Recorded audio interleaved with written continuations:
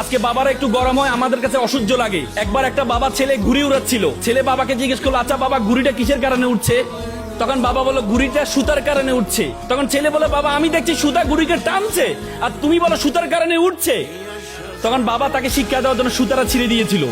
পরবর্তী দেখা যায় একটু লাফঝাপ করে ঘুড়িটা আবার নিচে পড়ে যায়।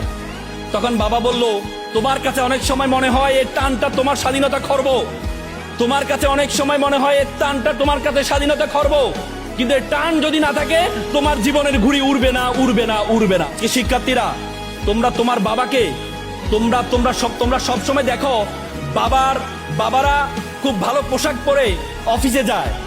মায়ের কষ্টটা তোমরা সবসময় দেখো, বাবার কষ্টটা তোমরা সবসময় দেখো না।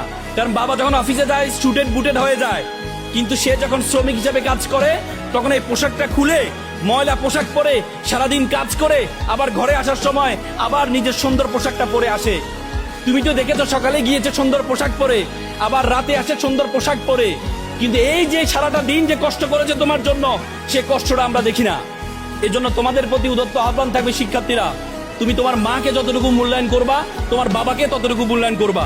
মায়ের বিষয় তোমরা এখানে অনেক, আজকে আমি কিছুদিন আগে আমি অবাক হয়েছিলাম, একটা বৃদ্ধাশ্রমে, ঢাকার একটা মিরপুরে একটা বৃদ্ধাশ্রমে গিয়েছিলাম।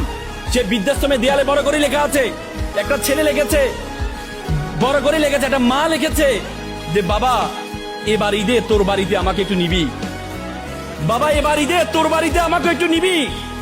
কত ভয়ঙ্কর বাক্য ব্যবহার করেছে, কত ভয়ঙ্কর বাক্য ব্যবহার করা হয়েছে। এবার ঈদে তোর বাড়িতে আমাকে একটু নিবি। মায়ের কষ্ট, বাবার কষ্ট আমরা বুঝি নাই বলেই আজকে আমাদের দেশে বৃদ্ধাশ্রম বেড়ে যাচ্ছে। আজকে আমাদের দেশে বৃদ্ধাশ্রম বেড়ে যাচ্ছে। সেই মা বাবার কষ্টটা বুঝবা। একবার একটা